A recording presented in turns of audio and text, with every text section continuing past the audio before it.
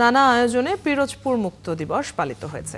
১৯৭১ সালের এই দিনে পিরোজপুর পাক হানাদার, রাজাকার ও আলবদর মুক্ত হয়। এই দিনে ঘরে ঘরে উড়েছিল লাল সবুজের বিজয় পতাকা। এ উপলক্ষে সকাল 9:30টায় জেলা প্রশাসন ও মুক্তিযোদ্ধা সংসদ জেলা ইউনিট কমান্ডের আয়োজনে কালেক্টরেট স্কুলের সামনে থেকে একটি বর্ণাঢ্য র্যালি বের হয়ে শহরের বিভিন্ন স্থান ঘুরে বলেশ্বর খেয়া ঘাটের বধ্যভূমির সামনে গিয়ে শেষ হয়। পরে বধ্যভূমিতে শহীদদের স্মরণে ফুল দেয় জেলা প্রশাসন, জেলা পুলিশ সুপার, জেলা মুক্তিযোদ্ধা সংসদ সহ বিভিন্ন সংগঠন।